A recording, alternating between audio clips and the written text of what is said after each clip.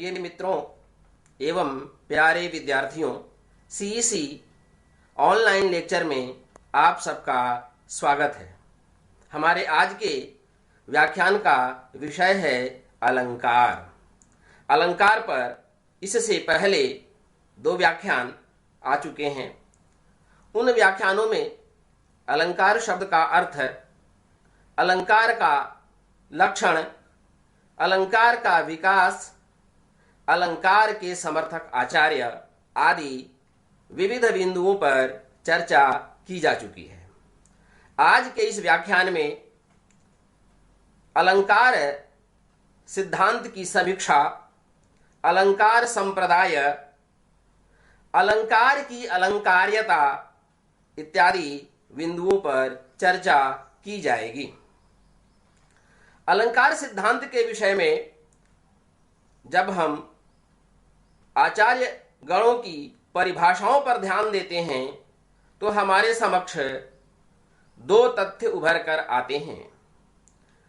कुछ आचार्य अलंकार को काव्य की आत्मा स्वीकार करते हैं और कुछ आचार्य अलंकार को काव्य की आत्मा स्वीकार नहीं करते हैं। अब प्रश्न खड़ा होता है कि क्या माना जाए, किस आचार्य का, किस परंपरा का, किस वर्ग का मत मान्य है। और इस प्रश्न का समाधान हम कुछ प्रश्न खड़ा करके ही कर सकते हैं। तो हम इसके आधार पे निर्णय निकालने का प्रयास करें कि कौन सा सिद्धांत मान्य है। यही अलंकारों की समीक्षा है। अलंकार सिद्धांत की जब हम समीक्षा करते हैं तो हम सबसे पहले एक प्रश्न खड़ा कर लेते हैं, क्या अलंकार काव्य का अनिवार्य अपरिहार्य तत्व है? यदि अलंकार काव्य का अपरिहार्य तत्व है तो निश्चित रूप से प्रथम वर्ग के आचार्य अर्थात जो लोग अलंकार को काव्य की आत्मा स्वीकार करते हैं, यह मत स्वीकरणीय हो जाएगा। और यदि अलंकार काव्य का अपरिहार्य तत्व नहीं है तो प्रथम मत का निराकरण होगा और यह सिद्ध होगा कि अलंकार काव्य का एक प्रमुख तत्व है पर आत्मा नहीं। तो इस प्रश्न का उत्तर हम पुनः प्रश्न से ही देने का प्रयास करते हैं। पहला प्रश्न यहां है, अलंकाराभाव अर्थात क्या अलंकार के अभाव में काव्याभाव होगा, काव्य का अभाव हो जाएगा? अर्थात यत्र यत्र अलंकारः तत्र तत्र काव्यम, यह सिद्धांत बनेगा। अर्थात जहां जहां अलंकार है वहां वहां ही काव्य होगा और अलंकार के अभाव में काव्य की कल्पना नहीं की जा सकती है। अब हम इस प्रश्न का उत्तर काव्य शास्त्र में ढूंढने का प्रयास करते हैं। क्या हमें ऐसे उदाहरण नहीं मिलते जहां अलंकार के बिना भी काव्य की सत्ता सिद्ध होती है? इस प्रश्न के उत्तर में आचार्य मम्मट का मत अत्यंत महत्वपूर्ण है। काव्य का लक्षण देते हुए मम्मट लिखते हैं, तददोषौ शब्दार्थौ सगुणावनलंकृति पुनः क्वापि। यहां वे अलंकार के लिए कहते हैं पुनः क्वापि, अर्थात कहीं पर अलंकार है तो अच्छा है और कहीं पर अलंकार नहीं है तो इसका यह मतलब नहीं कि वह काव्य नहीं होगा। शब्दार्थ युगल में काव्यत्व का सामर्थ्य ही नहीं रहेगा। अपने इसी मत का विवेचन वे अपनी विवृति में करते हैं, काव्य प्रकाश वृत्ति में, और लिखते हैं, सर्वत्र तु सालंकारो क्वचित्तु अलंकार विरहेपि न काव्यत्व हानि। अर्थात सभी जगह यदि अलंकार है तो अच्छी बात है, इससे काव्य का सौंदर्य बढ़ेगा। परंतु कहीं पर अलंकार नहीं है तो इसका यह अर्थ नहीं है कि वहां काव्यत्व की हानि हो जाएगी, अर्थात काव्य नहीं होगा। इसीलिए कहते हैं सर्वत्र तु सालंकारो क्वचित तो अलंकार विरहे।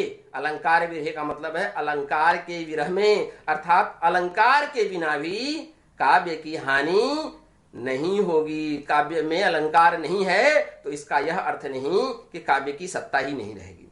और आचार्य मम्मट ने उदाहरण के माध्यम से भी सिद्ध किया है, उन्होंने उदाहरण भी दिया है कि वहां पर अलंकार नहीं है, फिर भी वह उदाहरण उत्तम काव्य का उदाहरण है।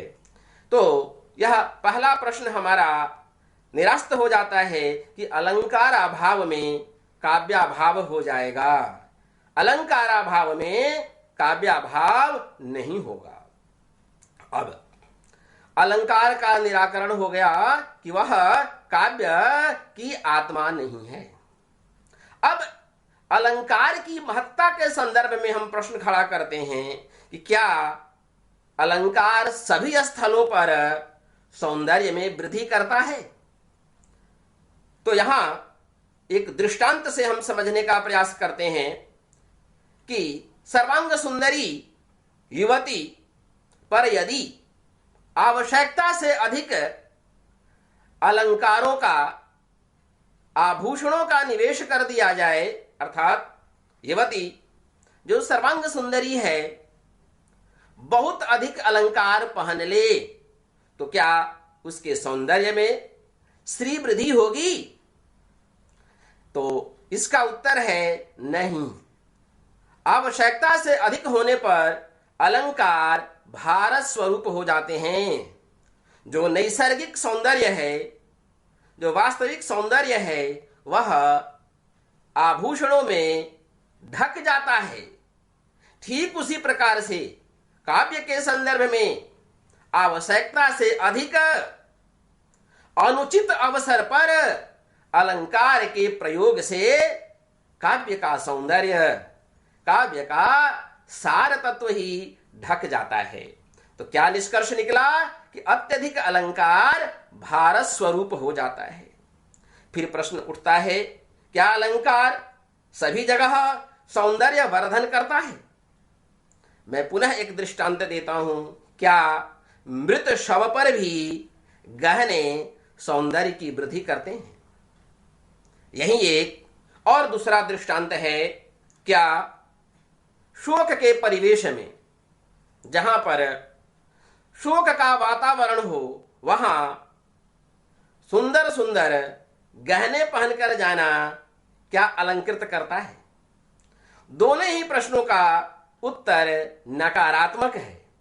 अर्थात शोक के अवसर पर, शोक के परिवेश में सुंदर सुंदर गहनों के पहनने से सौंदर्य की वृद्धि नहीं होती, अपितु पहनने वाले व्यक्ति की निंदा होती है। तो सौंदर्य वर्धन भी अलंकार हर जगह पर, हर स्थल पर नहीं करता है। वह जब औचित्यपूर्ण होता है तभी वह सौंदर्य वर्धन करता है। इसी तरह जो सुंदर नहीं है, कुरूप है, उसको विविध प्रकार के आभूषणों से ढक दिया जाए तो क्या उसका सौंदर्य समृद्ध होगा? यहां उत्तर होगा सौंदर्य निश्चित रूप से समृद्ध होगा, लेकिन वह सौंदर्य चित्ताकर्षक नहीं हो सकता। चित्ताकर्षक तो नैसर्गिक सौंदर्य है, और उस सौंदर्य पर जब औचित्यपूर्ण अलंकारों का, आभूषणों का सन्निवेश होता है तो वह अलंकार उसमें चार चांद लगाने का प्रयास करता है। ये तीन प्रश्न हमारे निराकृत हो गए। अब चौथा प्रश्न है कि क्या वह काव्य का स्थायी धर्म है? तो यह पहले प्रश्न के साथ जुड़ा हुआ है। जब यह काव्य की आत्मा नहीं है तो काव्य का स्थायी धर्म भी नहीं है। काव्य का स्थायी धर्म उन्हीं तत्वों को माना जाता है जिनके बिना काव्य की सत्ता नहीं हो सकती। हमने देखा कि आचार्य मम्मट आनंदवर्धन भी प्रमाण के साथ सिद्ध करते हैं कि अलंकार के बिना भी काव्य की सत्ता होती है। इसलिए यह कहना ठीक नहीं कि अलंकार काव्य की आत्मा है। और हम दूसरे वर्ग के आचार्यों के पक्ष में चले जाते हैं कि अलंकार काव्य का एक महत्वपूर्ण तत्व है, परंतु उसके बिना भी काव्य की सत्ता संभव है। यह अलंकार सिद्धांत की समीक्षा है। सार रूप में यही समीक्षा अलंकार की हो सकती है, अलंकार सिद्धांत की। अब एक दूसरा प्रश्न है हमारे साथ, अलंकारों का सांप्रदायिक रूप। यहां जब मैं संप्रदाय शब्द का सांप्रदायिक रूप की बात कर रहा हूं तो इसका मतलब आज के वातावरण में जो संप्रदायवाद है वह नहीं है, उससे भिन्न है। यहां किसी मत विशेष को मानना ही संप्रदाय है। तो जब हम अलंकार के संदर्भ में प्रश्न खड़ा करते हैं अलंकार संप्रदाय क्या है, तब हमारा तात्पर्य हो जाता है उन आचार्यों से जो आचार्य अलंकार को काव्य की आत्मा मानते हैं। वे अपने इस मत पर दृढ़ रहते हैं कि अलंकार के बिना काव्य की सत्ता नहीं हो सकती, अलंकार ही काव्य की आत्मा है। वे आचार्य मानते हैं कि अलंकार काव्य का सर्वस्व है, अलंकार के बिना काव्य हो ही नहीं सकता। अलंकार के अभाव में काव्य इतिहास, भूगोल, गणित जैसा विषय हो जाएगा जहां किसी विशेष प्रकार की आनंद की अनुभूति नहीं हो सकती। इन आचार्यों का मानना है कि काव्य में अन्य जितने भी तत्व हैं वे सारे के सारे तत्व अलंकार में ही समाहित हैं, वे अलंकार के ही अंतर्गत आते हैं। इस मत के समर्थक आचार्यों में भामह, दंडी, उद्भट, जयदेव आदि प्रमुख आचार्य हैं। ये आचार्य बड़ी दृढ़ता के साथ अलंकार को काव्य की आत्मा के पद पर स्थापित करने का प्रयास करते हैं। ऐसा नहीं है कि इन आचार्यों के समक्ष यह मत नहीं था कि अलंकार काव्य की आत्मा नहीं हो सकता, यह मत उनके सामने रहा होगा। अलंकार के संदर्भ में यह पक्ष निश्चित रूप से किसी न किसी रूप में चर्चा का विषय बना होगा, परंतु इन आचार्यों ने इस मत का कोई महत्व नहीं दिया और वे अपने मत पे अडिग रहे कि काव्य की आत्मा तो अलंकार ही हो सकता है। यही अलंकारों का सांप्रदायिक रूप है। और केवल अलंकार ही नहीं, जब हम किसी अन्य सिद्धांत की बात करते हैं तो जब सिद्धांत के समर्थन में अनेक आचार्य आते हैं और उस समर्थन का समर्थन अर्थात मत का समर्थन, फिर उसका समर्थन, फिर उसका समर्थन आचार्यगण लंबे समय तक करते रहते हैं, तब वह मत सिद्धांत की श्रेणी से अलग होकर संप्रदाय की श्रेणी में आ जाता है। अर्थात जब प्रमाणों के रहते हुए भी अपने मत पर अडिग रहना कि नहीं यही हो सकता है, जबकि प्रमाण उपलब्ध हैं, तब हम किसी भी मत को संप्रदाय का रूप देते हैं। अलंकार के साथ भी यही बात है। और अलंकार का सांप्रदायिक पक्ष हमने पहले ही निराकृत कर दिया कि अलंकार काव्य की आत्मा नहीं हो सकता। फिर क्या हो सकता है? तो अलंकार शब्द और अर्थ के सौंदर्य में श्री वृद्धि करने वाले तत्व हैं। अलंकारों के माध्यम से आचार्यगण, कविगण अपने शब्द और अर्थ से बनाने वाले काव्य की सौंदर्य की श्री वृद्धि करते हैं। तो अलंकार एक अंग मात्र है। यदि काव्य को हम शरीर मान लें, शब्द और अर्थ उस शरीर का अंग है, और उस अंग की शोभा बढ़ाने वाले तत्व अलंकार हैं। तो इसलिए अलंकारों की गणना अंग की श्रेणी में है, अंगी की श्रेणी में नहीं। अलंकार के बिना काव्य की सत्ता नहीं रह सकती, यह भी नहीं माना जा सकता है।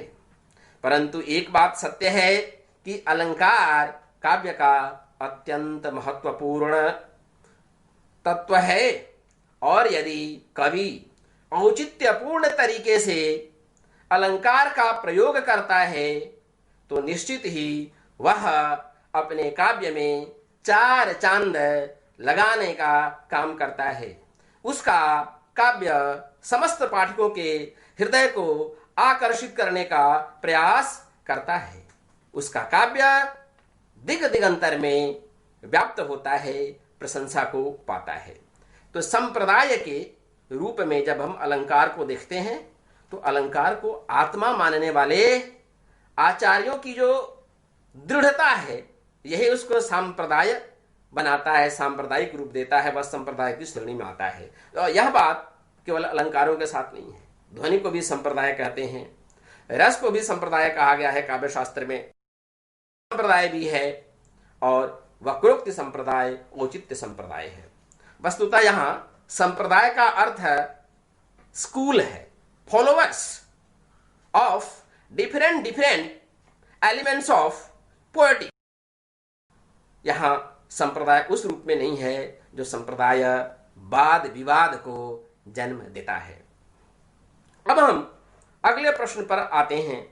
अलंकार के संदर्भ में दूसरा प्रश्न है, अगला प्रश्न है कि क्या अलंकार सदा अलंकार ही रहता है? उसका काम केवल काव्य की शोभा बढ़ाना है, शब्द और अर्थ के सौंदर्य में श्री वृद्धि करना है, या कभी कभी वह अलंकार्य भी बन जाता है? इस प्रश्न का उत्तर पाने के लिए हमें अलंकार और अलंकार्य में भेद करना होगा। अलंकार अलंकरोति इति अलंकारः, अर्थात जो अलंकृत करे, सुशोभित करे, वह अलंकार है।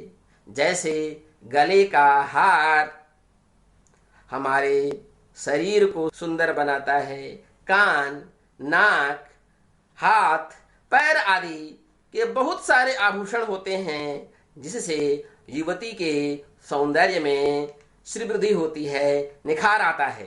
तो ऐसे तत्व अलंकार कहलाते हैं। काव्य के संदर्भ में भी काव्य की शोभा बढ़ाने वाले तत्व अलंकार की श्रेणी में आते हैं। और अलंकार्य कौन है? तो अलंकृतम भवति इति अलंकार्यः, अर्थात जो अलंकृत होता है वह अलंकार्य है। तो अलंकार्य कौन हुआ काव्य के संदर्भ में?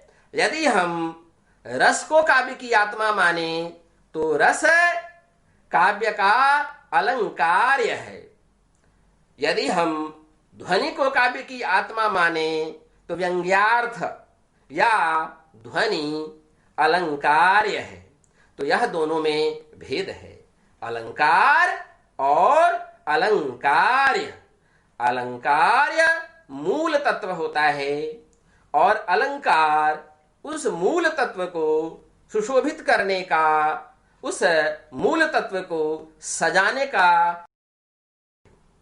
जो अलंकृत होता है वह अलंकार्य है और वहीं प्रधान होता है, और जो अलंकृत करता है वह गौण होता है, वह बाहरी है, वह लाया जाता है।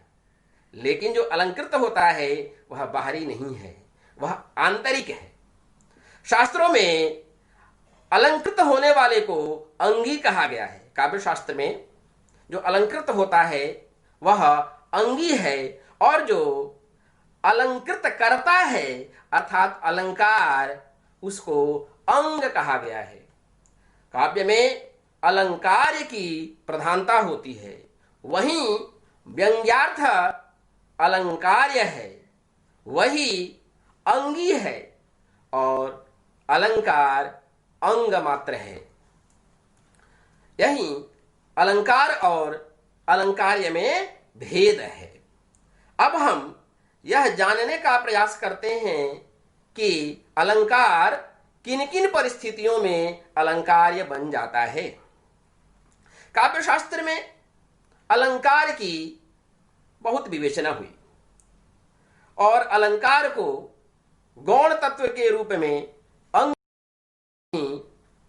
परवर्ती आचार्यों ने, मम्मट, विश्वनाथ आदि आचार्यों ने स्वीकृति दी। परंतु इस विषय में आचार्य आनंदवर्धन का अत्यंत महत्वपूर्ण स्थान है। उन्होंने अलंकारों की महत्ता को समझा और उन्होंने एक सिद्धांत स्थापित किया कि अलंकार सदा अलंकार नहीं रहते हैं, अलंकार अलंकार्य भी बन सकते हैं। अलंकार सदा अलंकार ही नहीं रहता, अनेक अवसरों पर वह अंग भी बन जाता है और अंगी बनते ही वह अलंकार्य होता है। जब अलंकार व्यंग्यार्थ कब बनता है, कहते कब अलंकार अलंकार्य बनता है, तो इस विषय में आचार्य आनंदवर्धन का सिद्धांत है कि जब अलंकार व्यंग्यार्थ की परिधि में आ जाता है तब वह अलंकार्य होता है। व्यंग्यार्थ की परिधि अर्थात जो कहा जा रहा है, व्यंग्यार्थ क्या है, जो शब्द और अर्थ के द्वारा, वाच्य और वाचक के द्वारा कहा जा रहा है, उससे भिन्न अर्थ की जब प्रतीति होती है तब हम उसको व्यंग्यार्थ कहते हैं। व्यंग्यार्थ की परिधि में आ जाए तो वह अलंकार नहीं रहता, वह अलंकार्य बन जाता है। अर्थात काव्य में व्यंग्यार्थ के रूप में अलंकार की प्रतीति होना ही उसकी अलंकार्यता है। यह अलंकार्यता आचार्य आनंदवर्धन की दृष्टि में 3 प्रकार से संभव है। अर्थात अलंकार 3 प्रकार से अलंकार्य बनता है। वे 3 प्रकार कौन कौन से हैं? तो अलंकार से अलंकार की व्यंजना। कवि किसी अलंकार का वर्णन कर रहा है अपने काव्य में और उस अलंकार से यदि किसी अन्य अलंकार की प्रतीति हो रही हो तो वहां वह व्यंग्यार्थ हो गया और व्यंग्यार्थ की परिधि में आते ही अलंकार यहां पर अलंकार्य कहलाएगा। दूसरी शर्त क्या है अलंकार की अलंकार्यता का या प्रकार क्या है? तो वाचक से अलंकार्य की प्रतीति। अर्थात कोई भी अलंकार का प्रयोग कभी नहीं कर रहा है, सामान्य तथ्य का विवेचन कर रहा है, परंतु उस सामान्य तथ्य से ही किसी पद के माध्यम से, किसी वाक्य के माध्यम से एक नवीन अलंकार की प्रतीति हो रही है। प्रतीति व्यंग्यार्थ है और अलंकार यहां व्यंग्यार्थ की परिधि में आ गया, इसलिए अलंकार अलंकार्य बन गया। तीसरा, वाच्यार्थ से व्यंग्य अलंकार की प्रतीति, अर्थ से वाले में बताया गया पद से अलंकार की प्रतीति। यहां कहा जा रहा है पद नहीं, वाच्यार्थ अर्थात अर्थ से अलंकार की प्रतीति। कवि कोई अलंकार का वर्णन नहीं कर रहा है, लेकिन जो वह अर्थ दे रहा है उस अर्थ से यदि किसी अन्य अलंकार की प्रतीति हो जाए तो वह भी व्यंग्यार्थ है और यहां पर अलंकार व्यंग्यार्थ की परिधि में आ जाता है। ऐसे में वह अलंकार्य कहलाता है। इस प्रकार अलंकार भी अलंकार्य प्रधान गौण की श्रेणी से ऊपर आकर प्रधान बन जाता है, अंगी बन जाता है। इति